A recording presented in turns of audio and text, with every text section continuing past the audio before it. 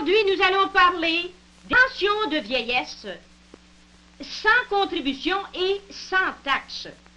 Des pensions de vieillesse et des allocations familiales de toutes les autres pensions du gouvernement. Vous avez bien compris? Des pensions sans taxe, sans contribution. Parce qu'il est question d'établir une pension de vieillesse avec contribution.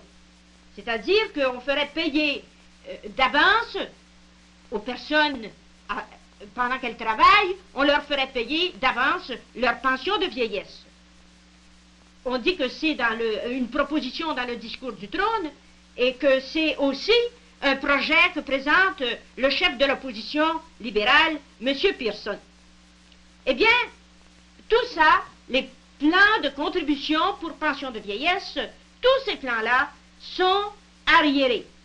Ils ne conviennent pas du tout au siècle d'aujourd'hui, qui est un siècle d'abondance, et ils ne conviennent pas du tout au Canada si riche. Au fond, les pensions de vieillesse avec contribution ne sont ni plus ni moins que des assurances. Et l'assurance, c'est la répartition de la pauvreté. Ce n'est pas la répartition de la richesse. L'assurance, c'est la répartition de la richesse passée. On accumule des richesses pour les distribuer plus tard. C'est ça l'assurance. Mais les pensions de vieillesse ne doivent pas être considérées comme des assurances. Les pensions de vieillesse doivent être considérées comme des dividendes. Mais oui, pas la répartition des richesses passées, ni la répartition de la pauvreté, mais la répartition de la richesse réelle, actuelle. Ça, c'est un dividende. Les pensions de vieillesse dans le Canada, si riche et dans un siècle d'abondance comme celui que nous avons, sont ni plus ni moins que des dividendes, si on veut bien les comprendre. Qu'est-ce que je veux dire? Je veux dire, mes chers amis, que chaque Canadien, en 1962, chaque Canadien est un capitaliste. Il a un capital de placé dans la grande société qui s'appelle le Canada. Vous connaissez ça, des actionnaires dans certaines compagnies? Eh bien, les actionnaires sont des capitalistes. Ils reçoivent des dividendes périodiques sur leurs actions. Eh bien, chaque Canadien, du fait qu'il est citoyen d'une compagnie très riche qu'on appelle le Canada, chaque Canadien doit être considéré comme un capitaliste. Je ne dis pas que chaque Canadien doit mettre un capital argent dans le Canada. Le fait d'être citoyen dans un pays riche lui crée un capital social, et ce capital social doit rapporter à chaque Canadien des dividendes sociaux. Mais oui, puisque le pays est en progrès. Chaque année, le Canada se développe.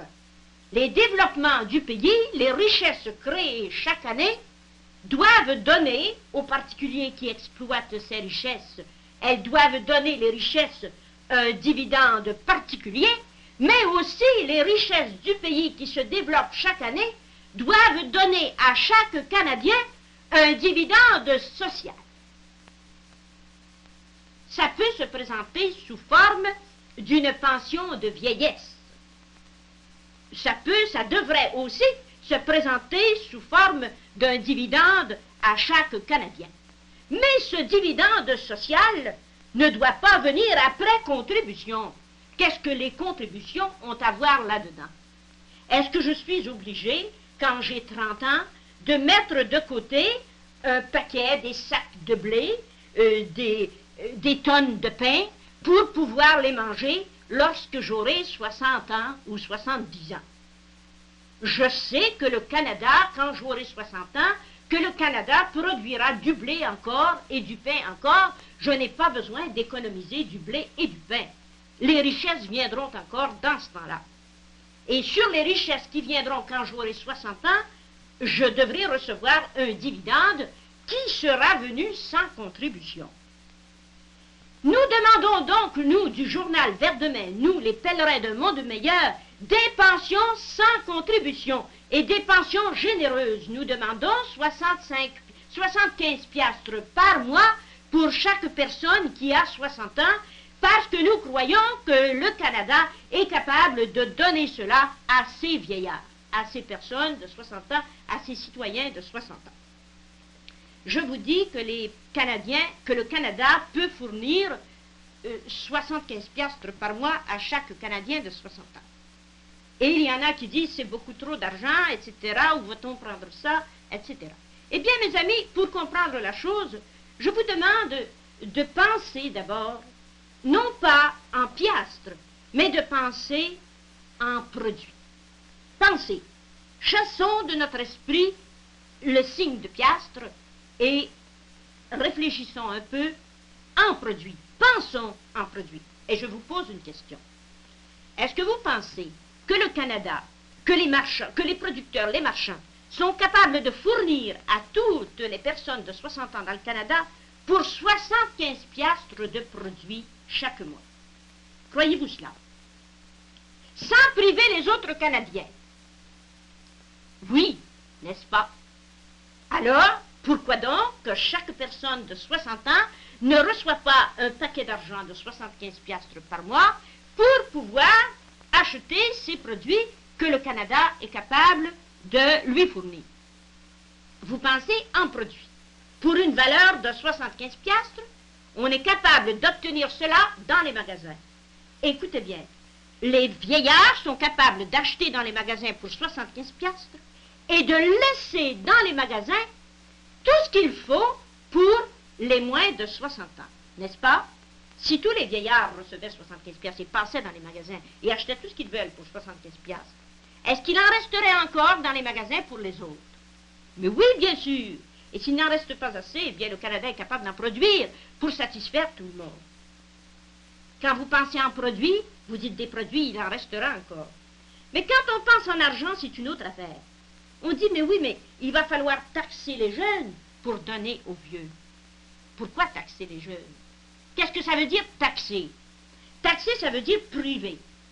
Quand je vous taxe, je vous prive. Quand je vous taxe pour 20 piastres, je vous prive de votre pouvoir d'achat pour 20 piastres. Mais alors, pourquoi donc il faut taxer les jeunes pour donner aux vieux? Est-ce qu'il n'y a pas des produits dans les magasins pour les jeunes et les vieux? Si les vieux en prennent, est-ce qu'il en reste pour les jeunes des produits? Oui. Alors pourquoi priver les jeunes de produits quand il en reste pour tout le monde? Mais ce n'est pas des produits qu'on veut les priver, c'est d'argent. Un instant. L'argent, c'est un pouvoir d'acheter les produits. Si vous privez de 20 piastres un jeune, vous le privez de 20 piastres de produits. Pourquoi voulez-vous le priver de produits? Non, je veux le priver d'argent. Mais pourquoi voulez-vous le priver d'argent pour acheter les produits? Taxer, ça veut dire priver d'argent, et priver d'argent, ça veut dire priver de produits. S'il y a des produits pour les jeunes et les vieux, ne privez pas les jeunes pour en donner aux vieux. Mais alors, qu'on dit, où va-t-on prendre tout cet argent pour donner des pensions de vieillesse sans taxer? Voilà. Mes amis, l'argent, il n'est pas nécessaire d'aller le chercher dans la poche des contribuables pour en avoir. La poche des contribuables n'est pas une source d'argent. Nous demandons des pensions pour tout le monde, mais nous ne demandons pas des taxes pour payer les pensions. Au contraire, nous demandons l'abolition des taxes. Pourquoi? Parce que nous savons que la source de l'argent, ce ne sont pas les taxes nécessairement. Les poches des contribuables, les porte-monnaies des contribuables ne sont pas une source d'argent. Où est-elle, la source d'argent? La source d'argent, elle est dans le système d'argent. Le système financier, le système bancaire, les banques. Oui, oui, ce sont les banques qui sont la source d'argent.